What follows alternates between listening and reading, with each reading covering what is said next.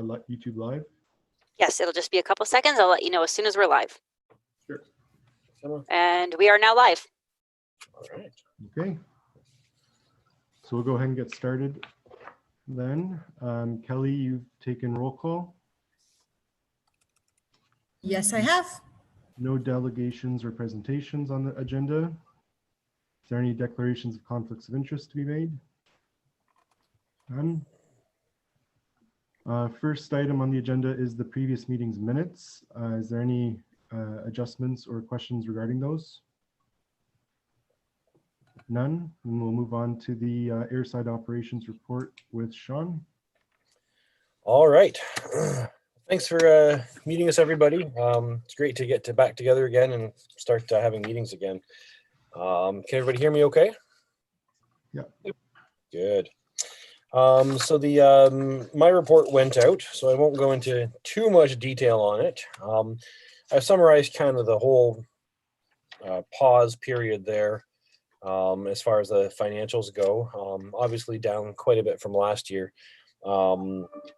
It's worth noting, though, that since we've restarted operations here, we're running at pretty close to 100% of our operations from last year, with the exception of certain events like the air show. But if you take the air show's impact out of our operations, we're running at pretty close to 100% of how we've been. How we were back in 2019. So that's good to see. The aviation industry has been hit extremely hard. So it's encouraging to know that our little slice or sector of the aviation industry has been less impacted, appears to be less impacted. I shouldn't count my chickens yet, but it's looking pretty good. When it comes to alternative airport use, we filmed an episode of Mayday on the weekend. This is the first film shoot we've done since the whole COVID thing has started. Since then, I've been approached by another group of automotive enthusiasts looking to rent the runways to do some kind of speed testing of their vehicles on the runways. I'm still waiting for some follow-up on them before I pass them off to the city to deal with all the insurance and stuff like that. I explained the fees to them and they didn't seem to shy away from them, and yet they're slow responding, so we'll see. I also just got off the phone just now with Bill Dawes, who's a film producer for Nissan. They filmed a commercial out here a little over a year ago, I think. COVID screws up my internal timeline. Probably about 18 months or so. They filmed an episode for the Nissan Rogue out here. They're looking at coming back and doing one day of filming as well. So I'll keep you posted on that as details come in, and we look to make use of that.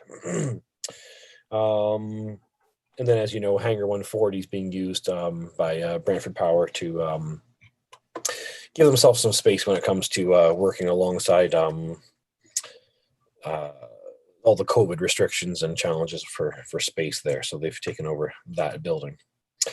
Hangar Rentals, we're full. We're not only full, but we've got people knocking on our doors quite a bit. I've got 2 aircraft I know of right now that are this weekend will be coming to our airport to live here and living on the ramp until they can find hangar space. And then at least 5 other people on the unofficial waiting list, according to Joanne, that are looking for a space to hangar here. So it's a good problem to have. Yeah, we've talked for a couple years now about getting the next row built, and looks like the demand is firmly established there for that now. Airport access gate, I'll probably leave that for Rick to discuss a bit more to see if he's got any updates when we get to his report. But still dealing with tenants looking for passes and things like that, and we've had to jump through a few hoops with trying to get insurance and things like that for them. And for the most part, people are kind of on board with the way things are happening here, but always very eager to learn when the next gate will be breaking ground out there. Instrument approach procedures. So every 5 years we have to renew our approach procedures so that aircraft can land here in inclement weather. That's always been something that's been taken care of by NAV Canada, paid for through taxes, through user fees, through subscription fees, and a bunch of other things that pilots in general pay into this big pot. NAV Canada about 10 years ago decided to get out of a lot of these smaller airport support systems and focus their energy on a GPS-based air traffic control system that they put a lot of resources into and a lot of their money has gone into, that would basically allow air traffic control to be handled at anywhere in the world from anywhere in the world. They used to be a crown corporation. They're no longer that. And so now they're just a private corporation. And so they're free to make some of these choices that unfortunately affects a lot of the little folks like us. So it's been left up to us to procure someone to redesign our approaches every 5 years, and pay for that. And so that was happening in March. We were a little bit caught off guard because we didn't realize they needed the information quite so soon, but they had to have it by September. So big thanks to Kelly and Lily for helping to organize some last minute hiring of an outside design firm to get this all put together. And not only is it done and sent in, but it's improving our abilities here too. Over the last few years, we've seen our service level drop off as they have been increasing the height restrictions. They got rid of our circling approaches, which affects some of our some of the availability to use other runways here. But all that is being kind of reverted back to about 5 years ago, to get that same level of service we had back then. So that's been great to see. So we'll see that coming out March 21st, I think, is when that all gets published, of 2021. Some crack filling happened out on the runways, which was awesome and very much needed. Some of the cracks were too far gone that we need to do more fill in those. There's a few different processes. There's one popular through, can't think of the company now. They're an AMCO member. They've demonstrated it during AMCO conventions before, but it's a mastic type process where they're filling a hole with a kind of a slurry, more or less. That's a stronger longer lasting, more stretchy, and so on. So something to consider for some of those bigger cracks, but also something to be considered would be to have more of an ongoing basis. Right now, where more cracks are developing than we are filling. So to be considering that with our budgeting for future years, to have a steady plan each year of doing X linear feet or whatever of crack filling, so we can stay on top of it. Unfortunately, the main runway now, which was repaved in 2005, starting to show quite a few cracks. We go out there and we trim the weeds that grow in the cracks as much as possible, but it doesn't take too many winters with the freeze thaw cycles to really open those cracks up. So the more we can do there, the better.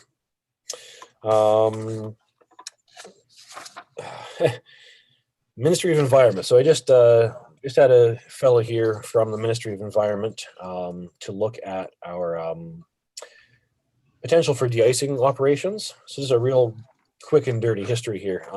Bearskin Airlines we were approached by them and asked if we would mind if they used a chemical sprayer to de-ice, just with isopropyl alcohol, just to de-ice some wings in case they got stuck here due to weather.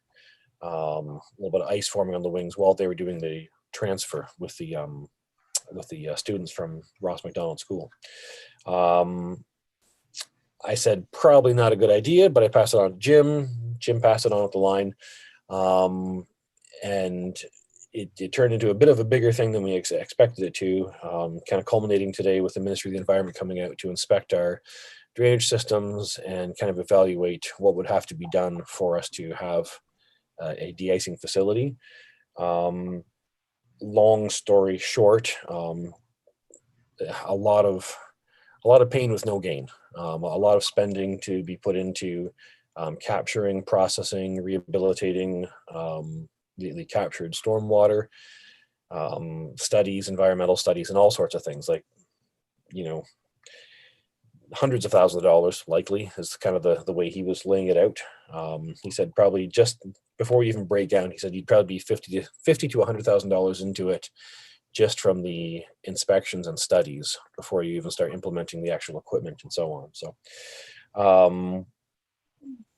and all for something that we would use once every 2 years, and not something we would make any revenue back towards the airport or towards any of the tenants for that matter. So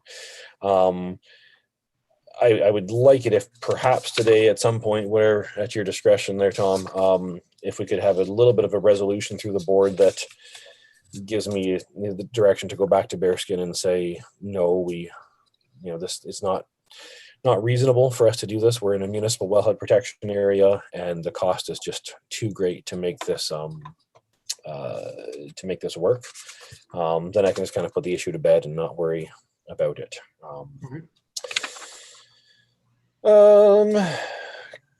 COVID operations, kind of the same as they are for most other facilities. In our direct office here, we have a sign-in procedure, aside from the mask wearing stuff, but just mostly just a lot of cancellations and things like that have gone into place. So we have our soil remediation. We have yet another group coming out. Rick will talk more about that for our the contaminated fuel contaminated area in front of Hangar 130 out here. I think pretty much everything else there, Rick will probably talk about upcoming line painting and stuff like that. There's one other thing I wanted to chat about. Oh, no, I wanted to provide a little bit of input on the letter that was received from Tony Henrique. So I'll talk to that whenever that comes up in the agenda here. So that's it for me. I'm open for questions. Go ahead, Councillor Martin. Yeah, you mentioned that our services for Instrument Approaches was degraded over the last 5 years. What was the reason for that? No real reason was given. It's just every time we kind of looked into it, basically the reason given was that it was just reevaluated, and this is what the number should be. It wasn't like this tree has grown to this height, so it has changed or anything. And by the time we found out about them, it was when it was published, and whatever caused it to be published was happening 6 months earlier too. So there was no real reason given. I think mostly it had to do with the fact that they weren't here monitoring it the way they would normally monitor it and continuously fly the approaches and reevaluate every year. And it wasn't major changes. I mean, it's a matter of feet. We went from, I think, a decision altitude of 400 feet up to like 415 and then 420 or something like that. So fairly minor things that probably didn't really impact us, but it's nice to be back where we were 5 years ago at those same levels. And the circling approaches, I never did get an answer on. They just disappeared all of a sudden from the Canada Air Pilot number 4. And when we had sent off a question kind of asking about why they disappeared, we never heard back, but they're back now. So. Okay. And your report says there's no update on the Pappies. Is there something stalling that, or what's going on? Nothing really stalling them. They've just fallen off of the radar. Other things have come up that have been more pressing, like line painting and crack filling and so on. We received some parts from Kitchener-Waterloo from their Pappy system. We've yet to kind of evaluate what will be useful there. As far as I know, where things were last left was, I believe Jim was going to look into getting a revised quote to have the power upgraded to the site. And Rick, this is to kind of bring you into the loop.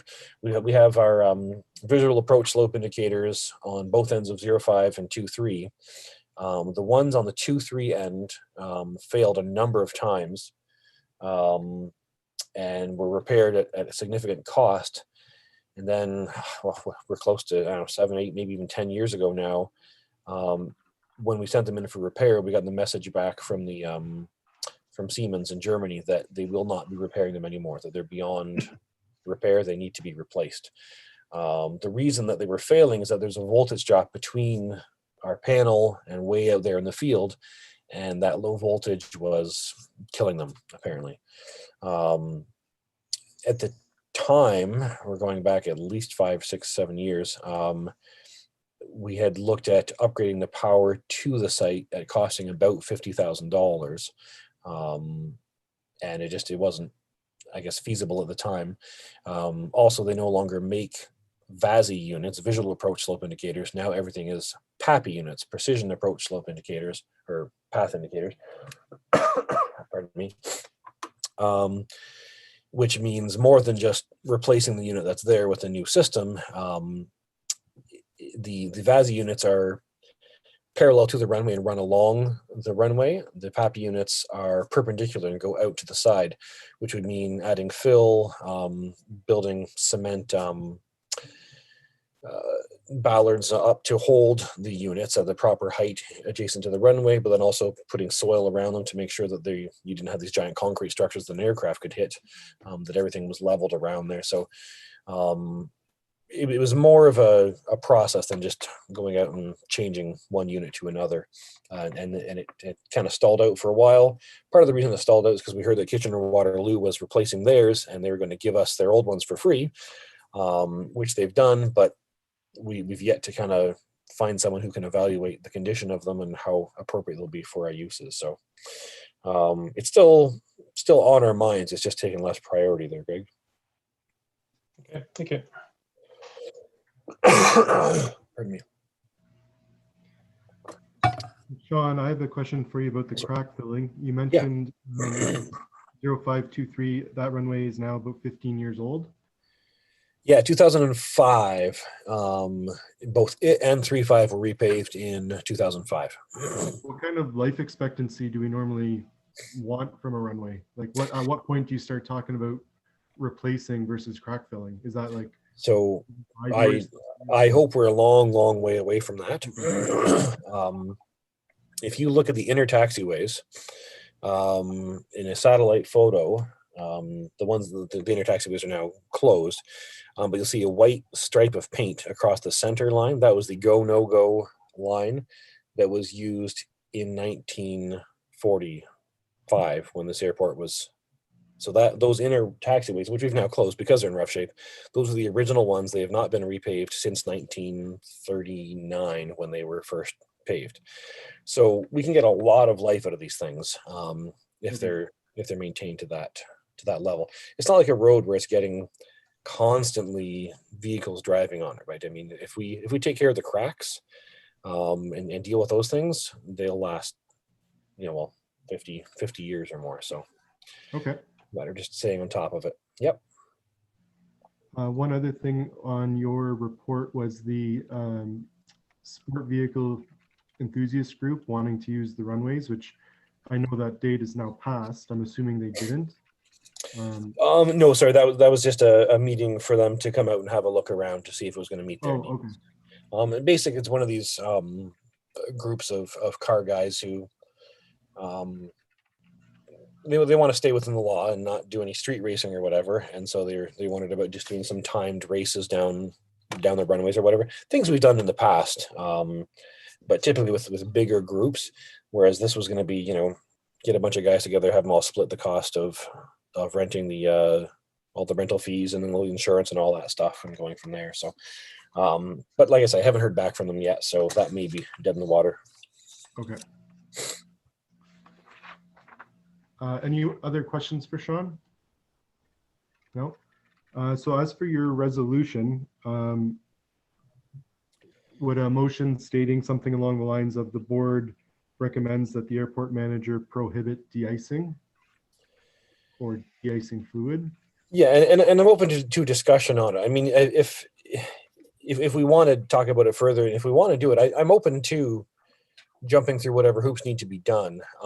It's just I don't really see any gainful purpose to it at this point. I'm not sure we need to go ahead and say that we were going to prohibit de-icing, because there may become an opportunity where a certain carrier comes in or something like that, and would be worth it for us to do that. Perhaps just that in response to the request from Bearskin Airlines to make it a bit more specific, to use a mobile de-icing system at the airport, to decline their ability to do that, or however we want to word it. So I'm very sorry, but my Zoom froze, and I Sorry. about 95% of that. It started working again just as you finished what you were saying. So I Oh, no basically problem. everything you just said. This is our new normal, right?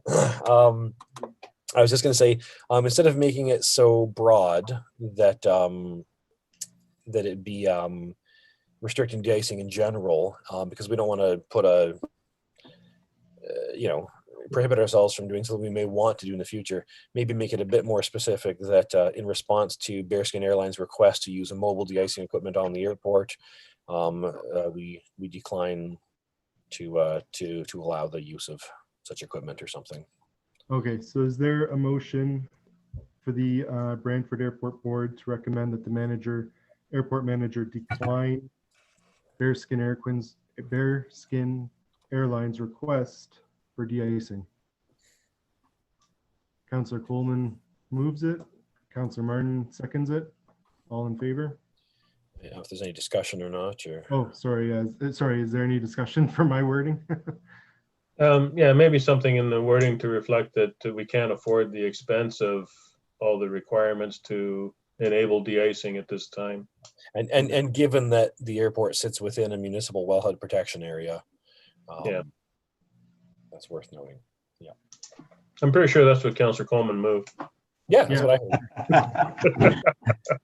I'm pretty sure that's what Kelly wrote down too. Kelly, have you got that worded for us? Yeah, we're good to continue. Okay. Do we need another vote or are we good?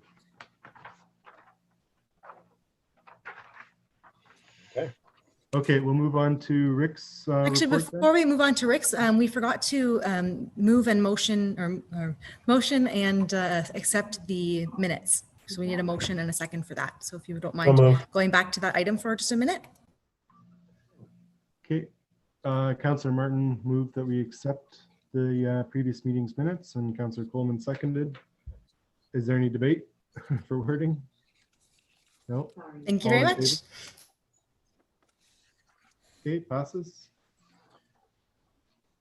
And we can go to Rick. Thank you very much, Thomas. Can everybody hear me okay? Yep. Yes. Excellent. We circulated the report ahead of time for everybody to have a chance to read through, so I don't want to go into too many details, but I'll speak initially to the facilities update.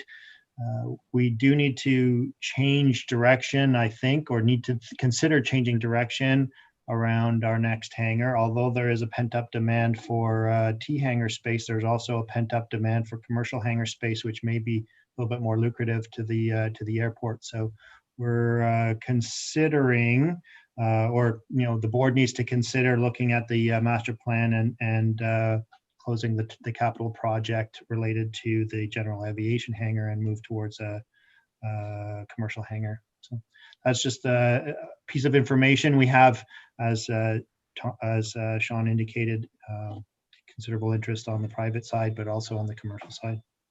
With respect to Brant Aero, there's a number of improvements they'd like to see happen in and around their space. They're listed there in the report, and they're working forward with my team and the rest of the facilities group on bringing some of those forward. The big ticket one right now is the Hangar Door, which we're moving towards a procurement, trying to move through a sole source procurement so that the doors and the technology match the existing one. So you'll see that moving forward over the next few weeks towards council. And they've also requested some improvements to the parking apron between their facility and the solar ship hangar. That's going to take some considerable work. So we're going to be looking at, scoping that project and bringing it forward as a capital project in the future. They've already begun reconfiguring their washrooms inside the facility to accommodate changing nature of their workforce. And so that's underway. And one last piece we'd identified, the sprinkler. The sprinkler system's a piece of concern to me. in terms of its condition. So we're doing some work to look at options there. That's a fairly expensive item to bring into good shape. So we're going to work with an architect to make sure that we're doing things that we need to do. If there are some more cost-effective alternatives to the sprinkler system, we may go in that direction as well. With respect to the line painting, the RFQ period is open right now, and we should be able to award that shortly. The weather is closing in on us fast, so that's of concern a little bit to me, but the RFQ does indicate to be completed before the end of the year. So that's something that would happen as quickly as possible after that award is done. Fencing, as noted in the report, that those additional gates should be going in over the next 3 weeks. I don't have an exact date to share with you yet, but as soon as we do, we will let Sean and his team know. But those gates will be going in very shortly now. You talked about the lease updates. There are some commercial leases that are being negotiated right now for several that have been in the past on month-to-month leases, and we're bringing in three-year lease renewals with the legal team, the real estate and legal team. I'd have noted that there was an announcement a few weeks ago about a new program coming to the Conestoga's delivery at the airport related to agriculture. They were as surprised about the speed of the announcement as we were, but apparently the province has given them some funding to implement a agricultural equipment program similar to the heavy equipment program that they have already in operation.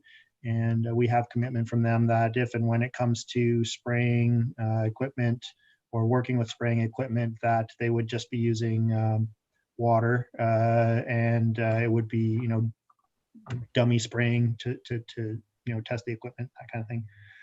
Sean mentioned about the NAV Canada work on the recertification of the approaches. And last but not least, there's been a proposal received from Tony Henrique that was circulated with the agenda package related to purchasing some lands immediately to the west of Aircraft Spruce. And I presume there may be some discussion around that particular proposal today.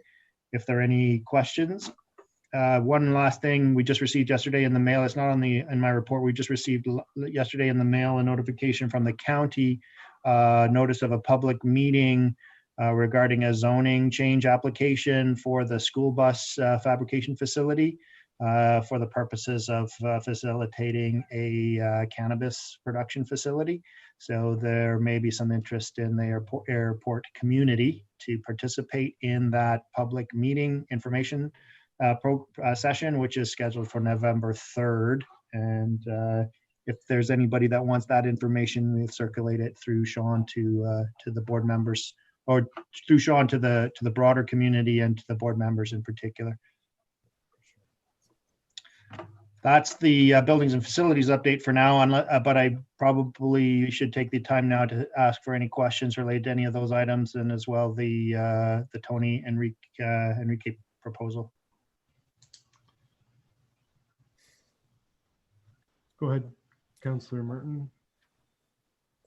Thank you.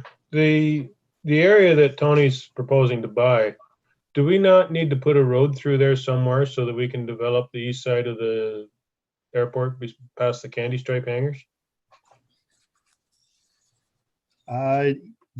The area he has selected is not one that, from a staff perspective, is ideal for a whole lot of reasons. One of which is, it kind of does block off access to that whole quadrant of the airport. So you're correct that the site, if that's something that the airport board is looking to entertain, that we would need to work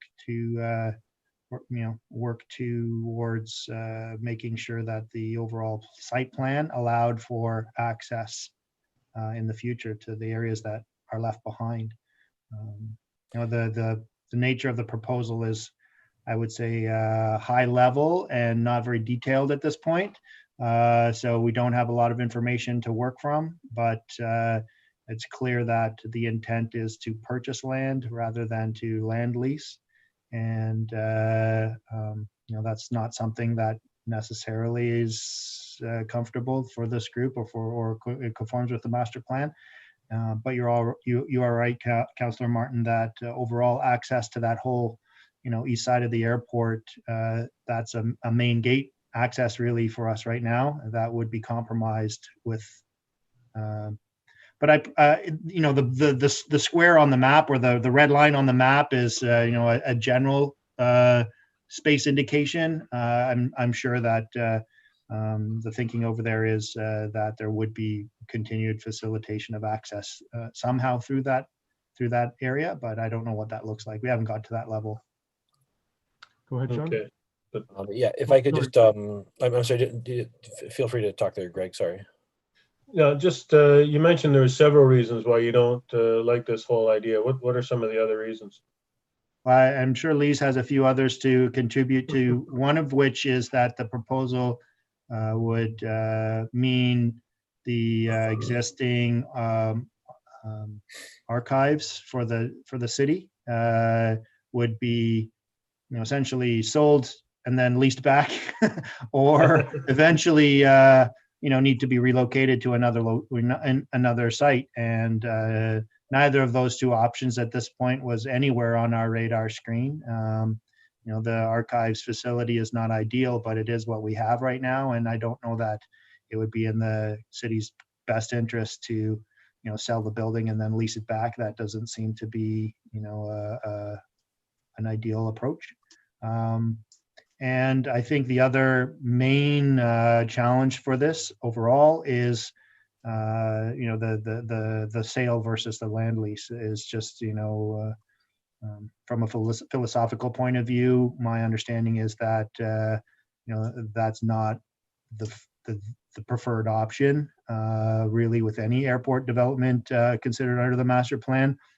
An exception made for the aircraft spruce project, I guess, and I think that has led to some thought by the proponents of this that, that's an option that's, available. It obviously is because it's been deployed, but I don't think it's necessarily a great option under the circumstances. Certainly not in that location. There are, other parts of the airport, that may have a more that the board and city staff might be less reluctant to look at this option, but that particular piece, I'm not sure where they've identified as one that we would look to be an actual land transaction as being appropriate.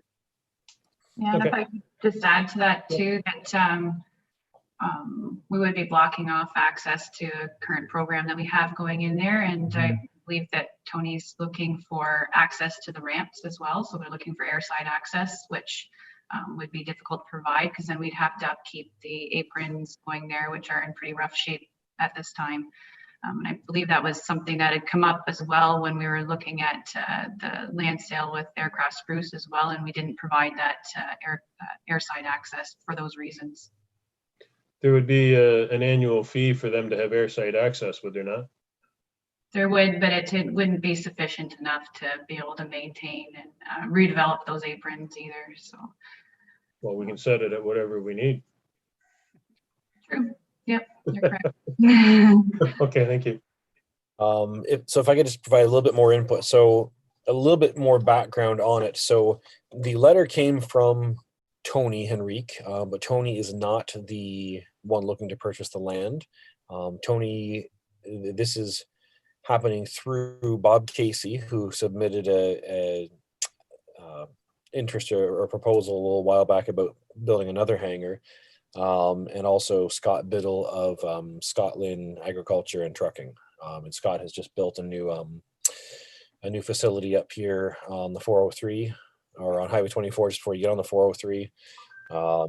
He's bringing in, I think, I forget what they said, close to 100 employees are going to be based up here at this new facility. So the idea behind this is that it would be a joint venture between Bob Casey and Scott Biddle. Tony was seen as kind of the guy to help push things along here a little bit because he has a history with the airport and the board and so on. Like Rick said, it's very high level. the main, I spoke to Bob last night after supper, and the main thing he would like out of this is for the conversation to keep going, and to kind of stay in this high level for a little bit to discuss what could be done about these things, be it user fees, be it access fees, and so on. There's a lot of cash at play here between those two individuals. It sounds like there's basically anything on the table. When we're talking about the records building there, it sounds like the preferred thing there would be to knock it down and build a space somewhere else for it. They're wide open to, if they need to, building a road, if they need to, building another hangar to move someone else to so that they can have the access they need. It doesn't sound like capital is going to be a problem for what they want to do. They just want to have that conversation keep going for a while.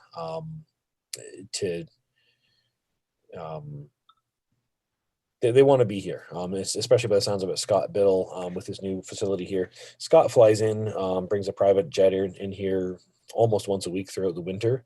The idea of this being a corporate aircraft and having more corporate service to the airport could be a really good thing for the airport. So without all the other logistical challenges, I think it's a great idea to have this development happening.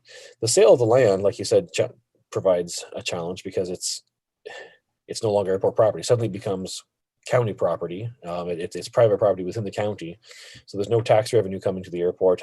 There's no lease revenue coming to the airport. There would only be whatever service fees. And there's nothing set in the bylaws or anything like that, as far as I know, for access fees as we speak. And even if there was, because it's in the county, I mean, today it could belong to this operation, and you can have business jets flying out of there. We're getting landing fees, we're getting fuel sales, we're getting all these benefits to the airport and service fees. But tomorrow those companies could go under, sell it to somebody else who turns it into a marijuana processing plant, who doesn't need airside access and would not be paying for airside access.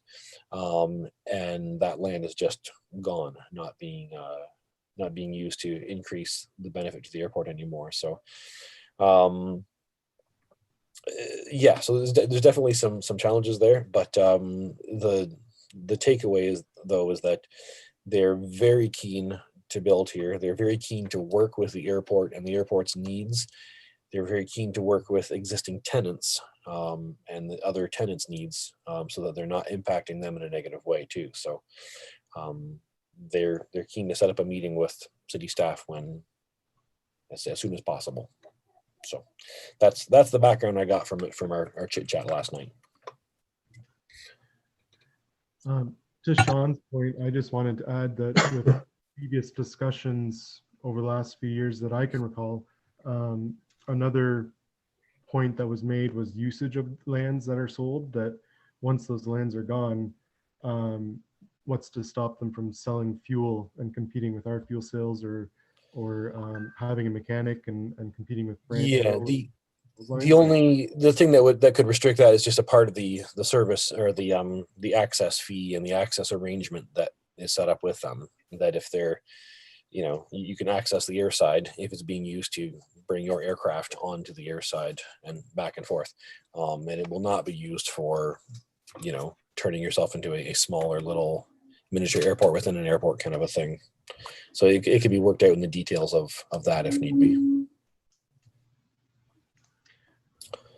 Well, at this point, I don't think there's enough information to make a motion or anything like that.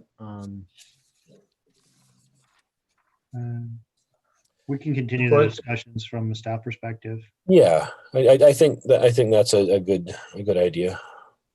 Go ahead, Brian. Thank you, Mr. Chair. Well, I would move that we continue on with negotiations with the interested parties.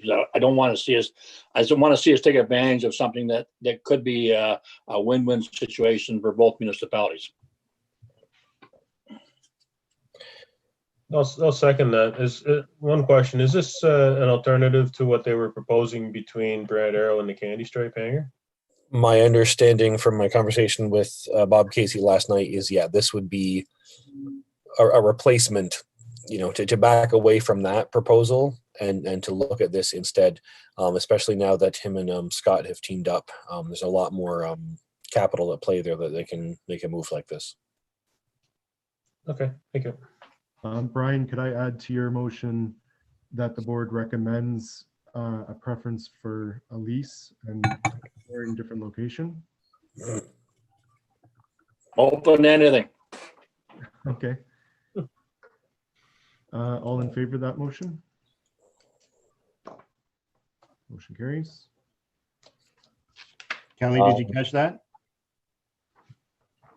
We're good to continue. Thank you. Thank you. Okay. And I did have a couple other comments / questions for Rick's report too, if Go if ahead. I'm able to do that now. Just on the building of a commercial hangar, just to reinforce this point, yeah, we have had quite a bit of interest from people with float planes in particular. We don't have any facilities on the airport right now that works well for float planes. So having a space that would allow for the tall, high aircraft, that would be certainly beneficial. And then even with smaller aircraft, people could put smaller aircraft in there too, if it was a bit of a shared space. One of the challenges with a larger commercial hangar with shared space is protecting those aircraft as they're moved in and out, facilitating the moving in and out of that. I know that in the say the Levan hangar, for instance, there's been some challenges there as different aircraft owners move their aircraft out and cause quite a bit of damage if they bump another aircraft. So we would want to be giving consideration as to how that's facilitated. In the past, the Flying Club has facilitated things like that back when Hangar 130 was a general space for that purpose. We had through our management contract, a fee in there where we would facilitate taking aircraft in and out of there and making sure that things were done well and with insurance and so on. So just a consideration as we looked at that road. Rick, when it comes to your apron and pavement repairs between hangars 140 and 150, you've got a concrete pad there with, we're kind of interfacing with asphalt and possibly putting asphalt on top of concrete. We would just appreciate if you keep us in the loop with the developments there. We're dealing with the same thing in front of our hangar, where we have a concrete pad and it was like a thin slurry of asphalt put over top. It needs to be replaced. We haven't found a single contractor willing to even quote on it.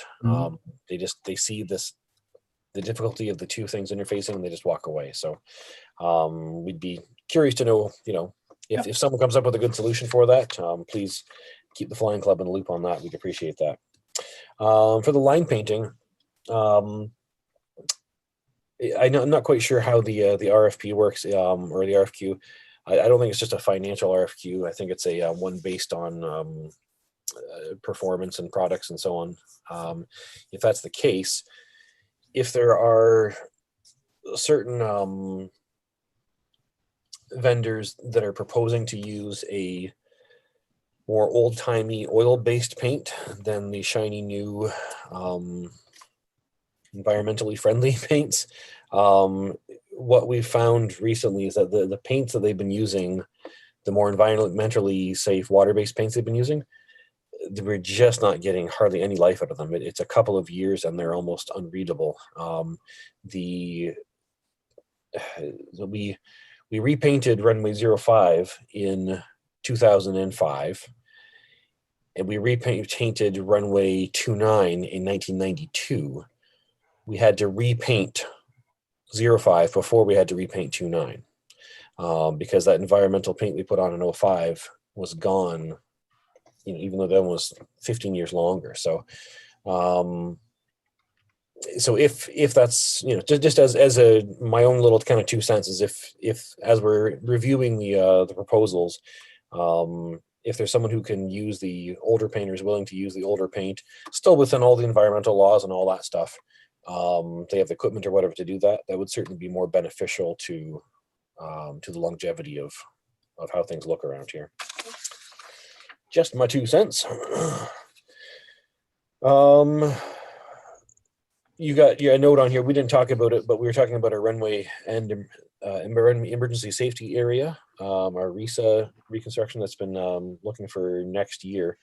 Rick, you and I had talked about the prospect of, maybe it was Kelly and I don't know, somebody and I talked about the prospect of shifting the painting in both directions on both runways so that we didn't have to repaint things differently when we do the repaving there. I found some old photos of the airport from years ago where that used to be how it was set up. So just to alleviate any concerns about awkwardness with the way things would look there, that's actually how it used to look. So just FYI. Very pleased to hear about the T hangar gate access. Thank you very much. Appreciate that. Oh, on your Conestoga agriculture program, the last time they did when they announced the welding program, they announced that they would be holding their in-class portions in our ground school room downstairs publicly before we knew about it, and had already sold out all 50 spots of the class before we knew about it. So don't feel bad. We know how, how that goes. Oh, and then just on the cannabis facility, do you know, is it the Jourdain Bluebird building, or is it the brick factory that used to be the Bluebird building? The address is 22 Airport Road. So I'm not sure if you can see the map here, but it looks like it's the entire property. Yeah. So that's the brick factory. Yeah, they've been we haven't smelled the they used to run a high pressure steam wash to clean the bricks, and we haven't smelled that in about a year. So I guess they haven't been operating for some time now. So that makes sense. Okay. And that's all I have. Yeah, I'm going to contact the county and ask for an electronic version of this, so I'm not scanning it and sending it in crunchy format. And then I'll share, because there's some drawings involved that certainly would be interesting, I think, for folks to look at. Yeah, for sure. Greg, you had some. Go ahead. Yeah, question for Sean. You're talking about float planes. Will they fit in the oversized T hangars we built, or are they not high enough? No, they're not half. The oversized hangars we built, they look big, but we've only gone from a 40-foot door to a 45-foot door, which will allow most twins to fit in there. But even a lot of twins are a bit snug in there. But the door height, we've gone from 10 feet to 12 feet. So we're only adding 2 feet on the door height. So not what we would need for the big float planes. Yeah, unless you had some sort of one thing that some hangars will have, instead of having the bifold door, they'll have a sliding sideways door, and then they'll have a cut up in the above for the tail fin to go through in the middle, so they can have a lower door that way without having to have a massive door, but still being able to get the aircraft in there. Okay, and the oversized hangar, that's a shorter row, is it not? Yes, it's a shorter row that there's space behind it that we could add to it and add a few more bays. I think up to 3 more bays. Right now there's 7 bays in that row. It's certainly worth doing. The priority for when we do it, I don't know. The challenge we're seeing is that all the modern aircraft, the Diamonds and the Cirruses, are all being designed around a glider-based platform with a wide, thin wing and a wide composite wing, and they just don't fit in the other hangars. We've got 40 hangars over there that they can't fit in, because an SR-22, for instance, will fit into 80, 90, or 60 row with 3/4 of an inch of clearance on each wingtip. And when you're dealing with a $700,000 airplane with a finicky castering nose wheel and you're pushing it in on ice and stuff like that, it's just bad news waiting to happen. So would it make sense to build on the extra 3 bays with higher doors that would accommodate float planes? An excellent question. I don't know the feasibility of that, because the doors are basically the entire height of the building. So it wouldn't just be a matter of building on, it would be a matter of building a significantly higher structure attached to it. My very non-technical expertise would say that it's probably more work than it's worth. It would probably be easier just to extend the building footprint as is have 3 more units that would work for twins or Cirruses or Diamonds, and then have a separate building, like Rick is talking about here, that would house larger aircraft. All commercial hangar style, yeah. Yeah, and with that too, we would want to have, right now we don't have anything, the way this airport right now does leases is a little bit cumbersome in that we have to have all this insurance in place and so on, all of which is good. But what it doesn't allow for us to do is to have an overnight hangar. We can't have someone show up at the airport and say, oh, there's hail coming, can you hangar my jet overnight? For us to do that right now, we as the flying club either have to do it in our hangar. For us to do it overnight to get an aircraft out of the thing, they have to have all the insurance in place, get things signed off with Ron, legal and real estate. So if we're going to be building this hangar, we certainly need to also be building a system in place that would allow us to do a last minute overnight rental type thing, to figure out, how that can be done, and to keep all the legal beagles at bay. And the waiting list for T hangars, is it long enough to warrant doing another row at this time? There's 7 people on that list right now. My gut tells me that probably 3 to 4 of those are a little wishy-washy. And it's more about just getting my name on the list because I know that there is a list. If we built a hangar tomorrow, we wouldn't fill it. We would probably fill 3 or 4 units. It would take another summer's worth of whatever here to fill it. So and I should stress too that there's officially there is no waiting list. From a legal standpoint and from a fairness standpoint, no such thing technically exists. But we just have a very unofficial list of people showing interest, and Joanne contacts them on an individual basis to see if there's still interest there when a spot becomes available.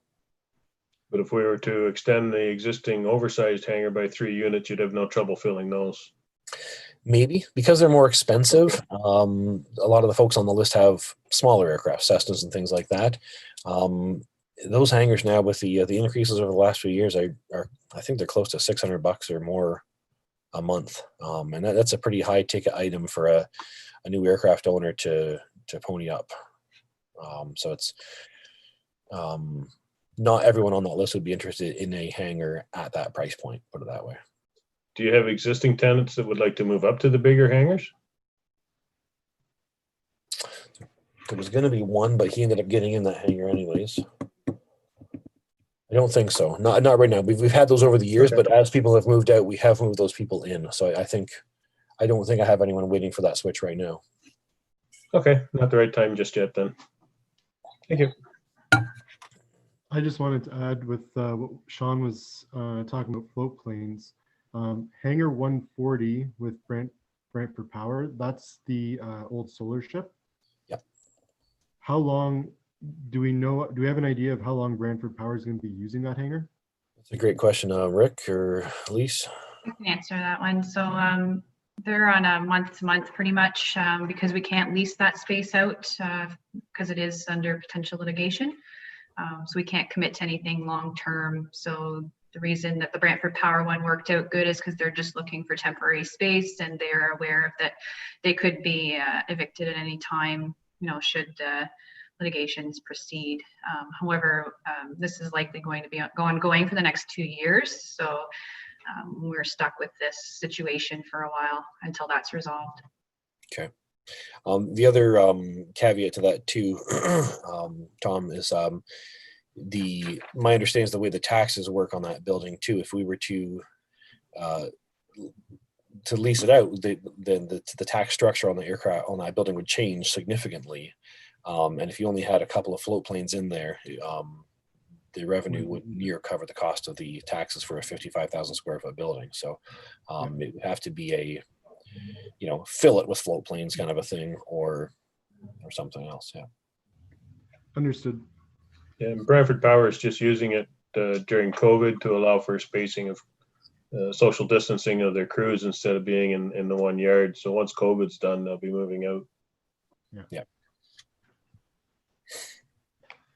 Okay, any Waiting other? for- Go ahead. Sorry, they're also waiting for the construction of their facility to finish as well, Right. and that'll provide them the distancing needed. So one or the other will come first for them. Nice. So Rick, you had here that you were looking for some direction, I think, from the board on closing the T-hanger project. Is that something that the board has to vote on, or? I guess I'm just, at this point, I'm not sure about guidance. I just wanted to put it out there for the board to start thinking about. Lise, unless you have a different feel on direction at this time, I'm thinking it's putting it on the table for the board to start thinking about that maybe the master plan, renewal or the next update to the master plan might be looking at a different strategy than what the current one does. But 2030, we're still, that's 10 years out. Like, we're going to need to do something before 2030 anyway, I would think. So we need to think as a group what that is going to be, what's the most strategic investment that would take. My thoughts are, what I would suggest is that perhaps the board recommend that staff go back to the capital plan and the airport master plan to kind of reevaluate priorities that we're seeing. That we're new management in the facilities group, and having a different lens or a different look at the airport as well might be beneficial to reevaluate some of those projects that are in the capital plan and see what might need to be reconsidered for going forward.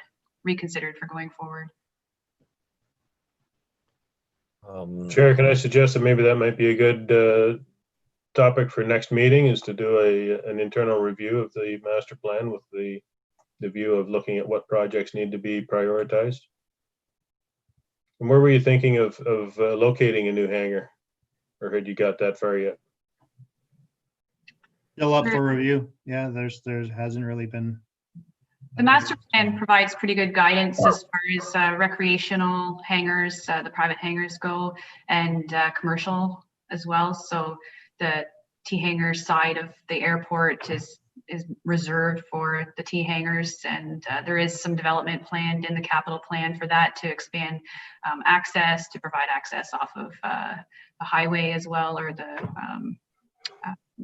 as well as kind of eliminate the ability or allow them to be able to drive up to their hangars, but provide that delineation.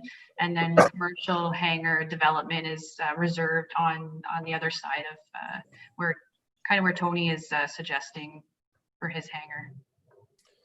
Okay. Do we need to look at building a road in there so that we can access lands further east? And is that something we can get Conestoga to do for us with their heavy equipment? It is something that we could look at. One of the recommendations that I would have as well is to put in a capital budget item to update the master plan as well, on maybe a 5-year basis, to review it at least and see if it's still current, what progress has been made, and if that's the direction we're still interested in heading in. Okay, thank you. Just to put a little bow on our first motion too, if we had a commercial hangar space that was large enough to allow us to roll a metro liner in there and into a heated hangar and just melt the ice off and wipe it out with a cloth, then that negates the whole need or interest in having a de-icing facility and all that other garbage.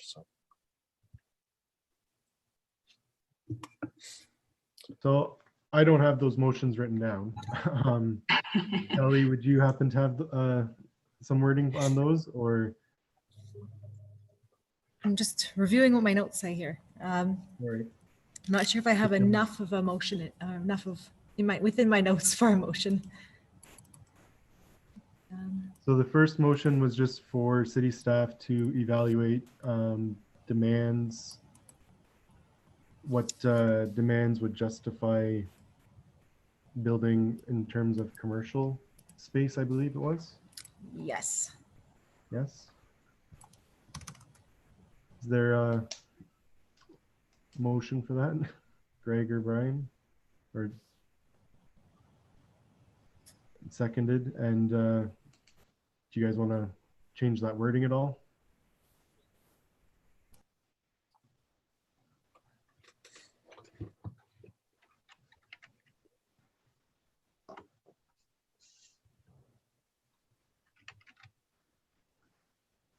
Go ahead, Brian. Thomas, I think I would leave it open for right now. I kind of like the way that is there. That gives us some different options on which way we can look at this in for the future. Okay. So all in favor of that first motion? That's what you mean, right? Like just leaving the motion as is? Okay. All in favor? And the second motion was to, I believe, have city request city staff reevaluate every 5 years. Sorry, request that city staff reevaluate every 5 years the capital budget. Airport master plan, I think is what they were looking for. The airport master plan. Is there a motion for that? Well, I think we need to do just an internal review before we go hiring consultants to redo a full master plan. I'm not sure that's necessary at this time. I think we can, we have enough expertise on the board and with staff, with the new staff there, they need to get acquainted with what some of the ideas are. So I think just an internal review needs to be done before we look at hiring a consultant to do a full master plan. Okay. I concur. Rick, did you want to move on then with the remaining items on the agenda? Sure. Just a couple quick hits. The fees and charges have been updated for 2021 with sort of the normal 3% increase. The Lauderdale subdivision update, there's been a recent communication to the developers with the updated comments from city staff, particularly the issue of contention there was the berm and noise attenuation on the edge of the property. So that the comments have been provided to the developer there, and I presume they're going to be responding. Sean mentioned earlier the Imperial oil remediation. They're going to be on site in the next 2 weeks to test, to use the existing boreholes that they can find and locate to take some samples. And then later on in November to add any boreholes they might need in order to get the testing regime in place that they need to.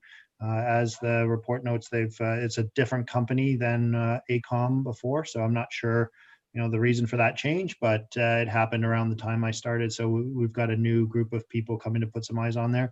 They're going to take some samples over the next few weeks, as I said, and then again in the spring. And depending on what they find, they'll let us know. But it's probably going to be going on for a period, considerable period of time. Airport operating budget. Councillor Martin has in hand notice of motion that he asked for us to prepare for him for the estimates process that's going forward in January. And the intent of the notice of motion, Councillor Martin, you can certainly speak to that if that makes most sense for you to speak to that.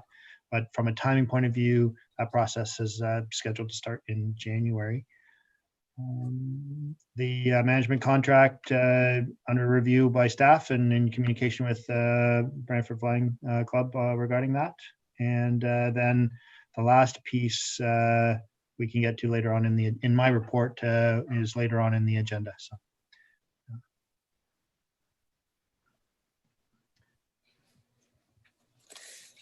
Go ahead, Councilor Martin. Just speaking to that budget issue, you probably remember 2 years ago, we had some surplus in our maintenance account because the line painting the crack filling that was scheduled that year didn't get done because the weather closed in before they got to the work. So that left a surplus in our account. And unfortunately, the mayor moved a motion to have that surplus transferred to the city instead of into our reserve account at the airport. And I thought at the time that was just a one-time deal, but staff took the interpretation that would be an ongoing transfer of money from the airport to the city. So that's something that we're going to try and rectify, because it's certainly not appropriate that money from the airport flow towards the city, because most communities support their airports financially instead of making a profit off them. So that's something I'm going to try and fix at the next estimates committee meeting. Would you like us to move a motion in support of your motion? Greg, would that be appropriate? Or? Yeah, that would certainly help. Well, honestly, I don't know if I'm able to move a motion myself, but I would move a motion. Not the chair. Not as chair, it would have to come from someone else. And that looks like Brian's moving it. I'll second that. All right. Any other discussion around the wording of the motion? Just that the board supports Councillor Martin's motion in regards to the budget. All in favor?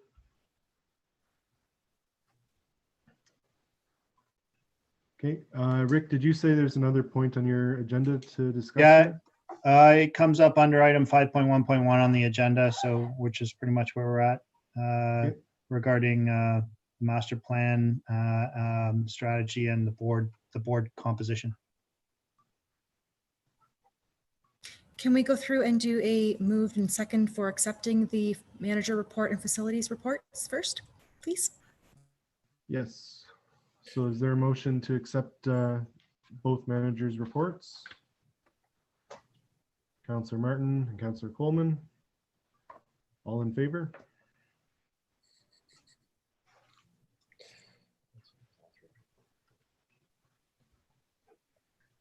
Thank you very much. Okay. You can go ahead, Rick, I think. Okay, just a quick observation from, as Lee's mentioned, sometimes new eyes brings new questions. One of the thoughts that we observed was that the current board makeup includes 14 members, or the possibility of 14 members on the airport board, and that's considerably more than what's currently on the board.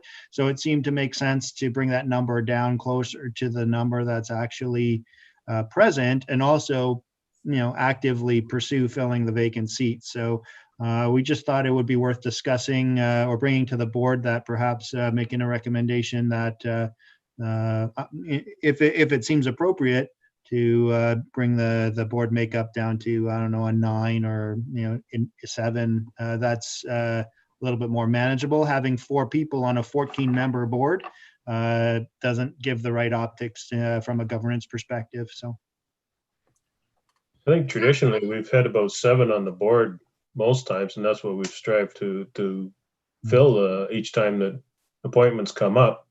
So if we need a motion to that effect, I'll be happy to move that the board recommends that the airport board, the numbers be reduced to 7.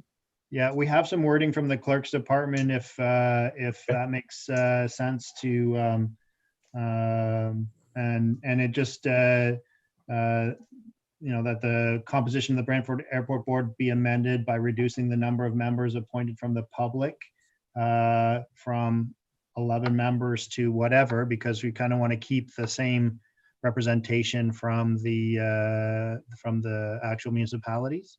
So reducing from 11 down to 7 or 5 would members of appointed from the public would be appropriate.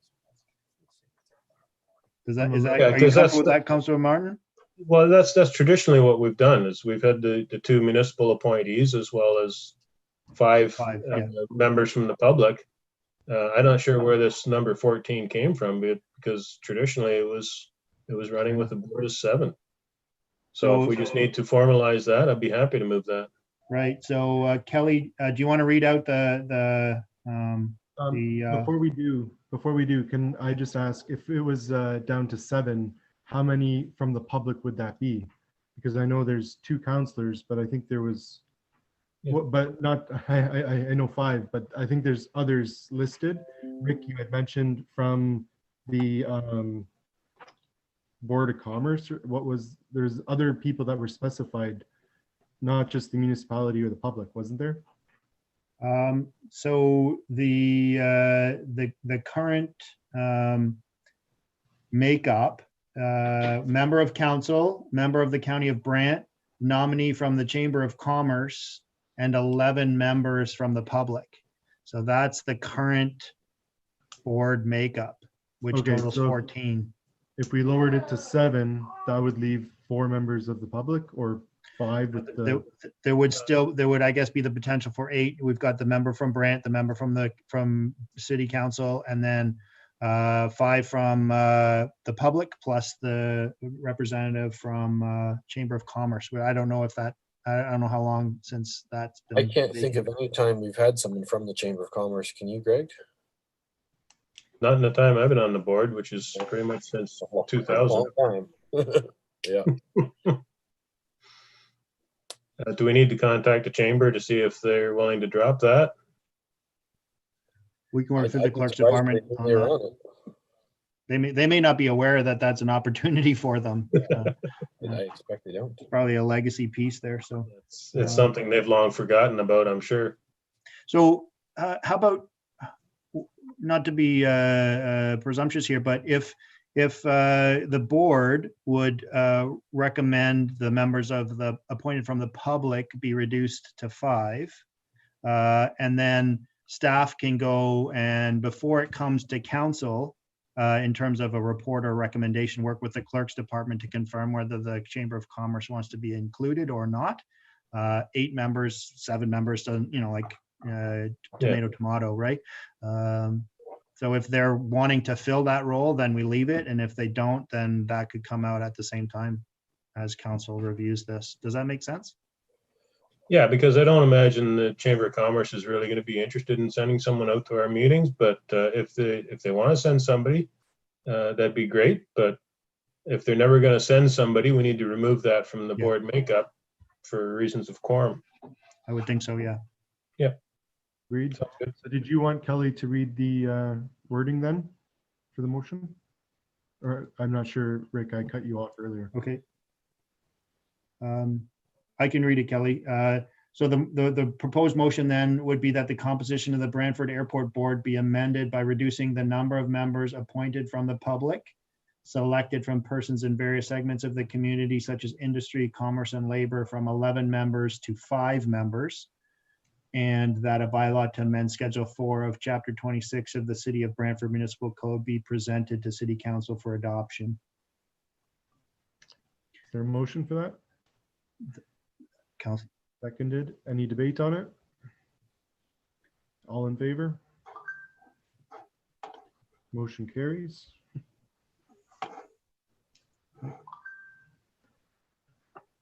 Okay, is there anything else, Rick, with your final point here, regarding the master plan?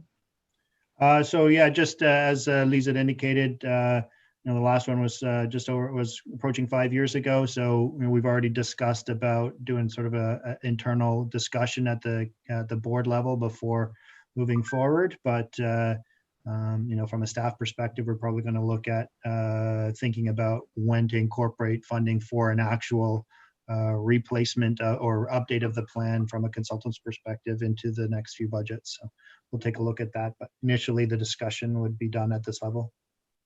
Okay, sounds good. Is there any other updates to standing items or any other questions for Sean or Rick? Then we will go ahead and adjourn by consensus. You want to set a date for next meeting? I think we were going to hold off for now just due to COVID. Okay. That's what was suggested up to this point. I think that, we'll need to do some homework. I'll need to do some homework with my team around the master plan and perhaps prepare some documents and background material for myself and for the group to have for the next meeting. And when that's ready, we'll gear something up. I know you'll be getting into budget meetings come the new year, so that your schedule will fill up pretty quickly. So we're going to need to think about timing for that, but without taking too much time to go to the next step. And of course, I'm happy to meet with you, Rick, or my staff, or whatever you need as a part of that investigation process. Yeah, no, I think it makes sense that we do that together from my perspective as much as possible, Sean. Yep, sounds good. If I could just add quickly as well that as far as reviewing the existing master plan and capital plan, we may want to set up maybe some workshops with members of the board. We'll just have to review that with clerks to see if it's something that we have to do in a public forum or if it's something that we could do individually as well, just to get feedback from the members. Well, an appointments committee is coming up on November 3rd, so we'll be able to fill the vacancies then, hopefully as well. Mhm. We certainly encouraged the members or the members of the airport community we saw a couple weeks ago when we were on a walk around to be aware of the opportunity to join the board. And some of them seemed interested at the time, but probably, you know, didn't need any more meetings in their life once they thought about it. We'll see.